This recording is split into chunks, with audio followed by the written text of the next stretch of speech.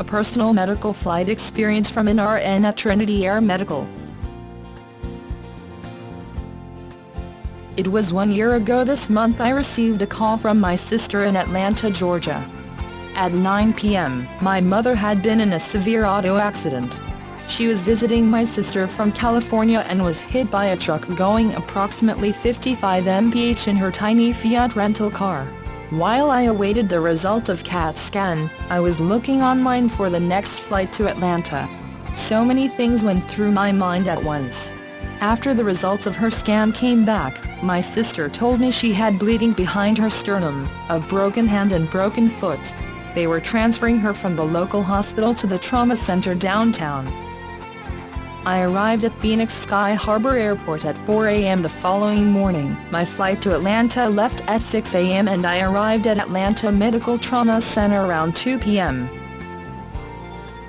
My mom had survived the accident but now had a long road ahead of her, including the task of returning home in her current condition. In August of 2015 I was on Trinity Air Medical's transport nurse employee list and a practicing RN. I had a few patient transports under my belt and knew what it entailed. I kept thinking, I should call Seth for help, but then I thought I am who he would send. I was the help. With a fractured foot in a cast and a newly operated hand in a cast, hearing loss in the left ear, severe nausea, severe pain, PTSD and anxiety. I knew this transport would be a challenge.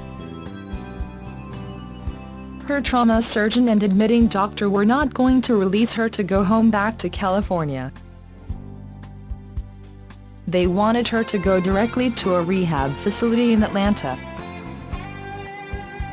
There was no way my mother was going to stay in Atlanta for 8 weeks for rehab. She informed me she would leave against medical advice if she had to. For 5 straight days I worked diligently to prepare my case to present to her doctors. I knew what it would take to get her home and it wasn't going to be easy. She was non-weight bearing on her right foot and her left hand. What this meant was she could not use a walker, crutches or push her own wheelchair.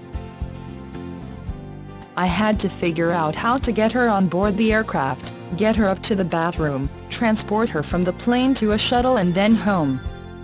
I was on the internet from day number 1 looking for resources, scanning the internet in a city that I was unfamiliar with. The first challenge. I needed a wheelchair transport to the airport.